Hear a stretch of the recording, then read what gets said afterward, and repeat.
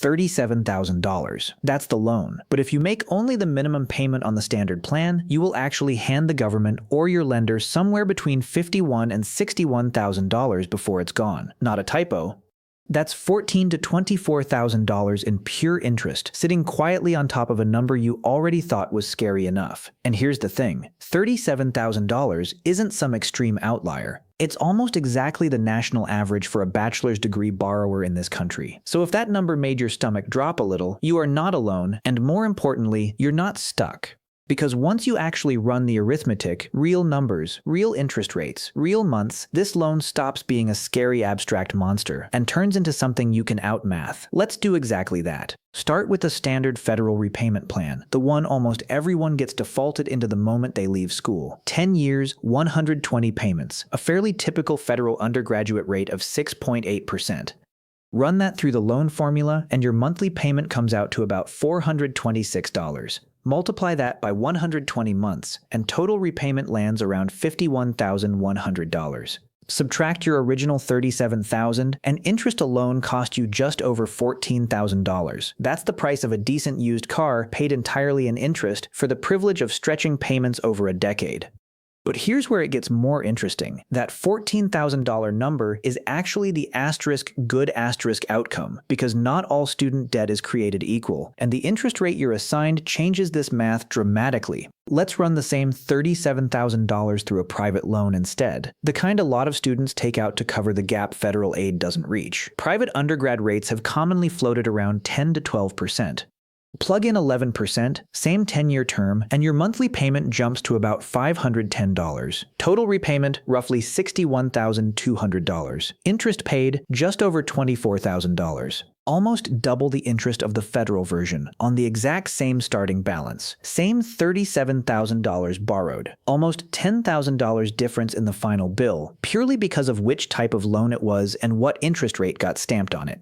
That's the first real lesson hiding inside this number. With student debt, the size of the loan is only half the story. The interest rate is doing just as much work, quietly, in the background, for 10 straight years. Now, here's where most videos on this topic stop. They just tell you the total cost and let you sit there feeling gut-punched.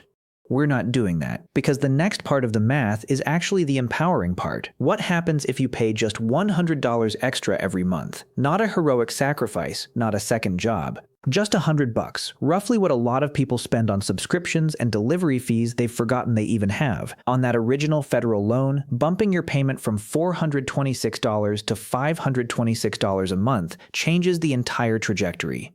Instead of 120 months, the loan is paid off in about 90 months. That's 2.5 years shaved off, gone completely. And instead of paying $14,000 in interest, you pay closer to $10,300. You just saved almost $4,000 and 2.5 years of your life, with one extra $100 bill a month. That's the part of student loan math that almost nobody explains clearly. Extra payments don't get spread out evenly across the loan. Every extra dollar you send goes straight at the principal, which means it stops generating interest immediately for every single month remaining on the loan. $100 paid in year 1 is worth dramatically more than $100 paid in year 9 because it has more months left to stop interest from accumulating. Time is the multiplier, and paying early is how you use it against the loan instead of letting the loan use it against you. But let's flip this around, because not everyone's situation is how fast can I attack this? For a lot of people, the real question after graduation isn't optimization, it's survival. And that's where income-driven repayment comes in and where the math gets genuinely strange. Say you're not making 6 figures right out of school. Say you're making $45,000 a year, which is close to a realistic entry-level salary for a lot of degree paths. Under an income-driven plan, your payment isn't based on your loan balance at all. It's based on your discretionary income. Roughly speaking, the government subtracts about $34,000 tied to the poverty line from your income, and then charges you a small percentage, often around 5% of what's left, divided by 12. Run $45,000 through that formula, and your monthly payment isn't $426. It's somewhere around $46 a month. $46 on a $37,000 loan. Sounds like a miracle. And here's the part that changes everything about how you have to think about it. That $46 payment is almost never covering the interest that's accruing every single month. Remember, at 6.8%, the loan is generating about $210 of interest every 30 days, whether you're paying attention to it or not. You're paying $46. The gap, about $164 a month, doesn't just vanish. In many repayment plans, it either keeps building in the background or gets partially waived depending on the specific plan's rules. But the core tension stays the same. A payment that low usually is not shrinking the loan. It's holding it, sometimes even letting it grow, in exchange for a payment you can actually afford right now. That's not a trap, that's a trade. You're trading total interest cost for monthly breathing room, and for someone living paycheck to paycheck in their first working years, that trade can be the difference between staying afloat and drowning. But you have to go into it with your eyes open, because most income-driven plans stretch repayment out to 20 or 25 years, with the promise that whatever's left gets forgiven at the end. 25 years is a long time to be making payments on a degree you got at 22. So this path buys survival now at the cost of duration later, and that's a completely rational trade for some people and a completely wrong one for others. Which brings up a question worth sitting with for a second. Who does this heavy version of the math not apply to? Because it's easy to watch a video like this and assume every borrower is staring down decades of compounding interest, and that's simply not true for everyone.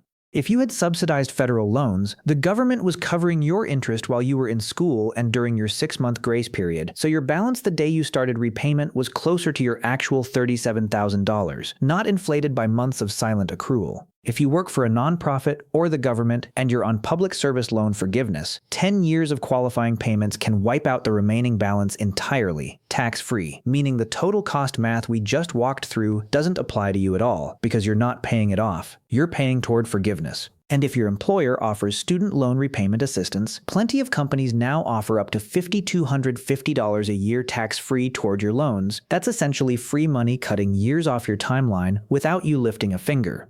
For those people, this video's scary total interest numbers are a worst-case scenario they'll simply never experience. But for the average borrower, without one of those safety nets, the math comes back to something remarkably simple. This loan is going to cost somewhere between 1.4 and 1.6 times what you borrowed, depending entirely on your interest rate and how aggressively you attack it. That multiplier is the real number to remember, not $37,000, but $37,000 times roughly 1.4 to 1.6. Let's put that multiplier to work one more time, because there's one more angle worth showing you: refinancing.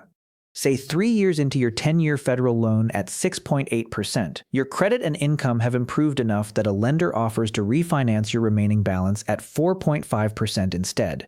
At that point, you'd have roughly $29,000 left, 7 years remaining. At the old rate, finishing out those 7 years costs about $6,300 more in interest. Refinance down to 4.5%, and that number drops to around $4,300. $2,000 saved just by requalifying for a better rate partway through. No extra payments required, just better terms. The catch, and it's a real one, refinancing federal loans into a private loan means giving up federal protections, income-driven repayment, forgiveness programs, deferment options. So this move makes sense for someone with stable income and no need for that safety net, and makes very little sense for someone who might need flexibility down the road. Same math, different life circumstances, completely different right answer. So where does all of this leave the number $37,000? It leaves it exactly where it should be, not as a life sentence and not as something to panic about, but as a variable with several knobs you can actually turn. Your interest rate is a knob. Refinancing, or simply getting the loan type with the lower rate in the first place, moves that number by tens of thousands of dollars over a decade. Your monthly payment is a knob. An extra $100 a month turns a $14,000 interest bill into a $10,000 one and does it years faster. And your repayment plan itself is a knob. Trading a longer timeline for breathing room today is a legitimate financial decision, not a failure, as long as you know exactly what you're trading. The version of this that actually costs people the most money isn't the 6.8% federal loan, and it isn't even the 11% private loan. It's the loan nobody looks at. The one where you set up autopay for the minimum the day you graduate and then never think about the interest rate again for 10 years. Because the borrower who spends 20 minutes doing this exact math, checking their rate, checking whether an extra $50 or $100 a month is realistic, checking whether they qualify for an income-driven plan or employer assistance, that borrower routinely saves themselves thousands of dollars without earning a single extra cent. The math was always available. Almost nobody actually opens the calculator. So if you're sitting on a version of this loan right now, don't just look at the balance on the app and feel your stomach drop. Pull up your actual interest rate, your actual monthly payment, and run it forward the way we just did. $37,000 isn't the scary number. Not knowing what it turns into over 10 years, that's the scary number. If this kind of real, plain English money math is useful to you, subscribe to the channel because this is exactly what we do every week. Take a scary financial number and actually work through it until it makes sense. And if you want the next one, hit like and let us know what number you want us to run through the math next.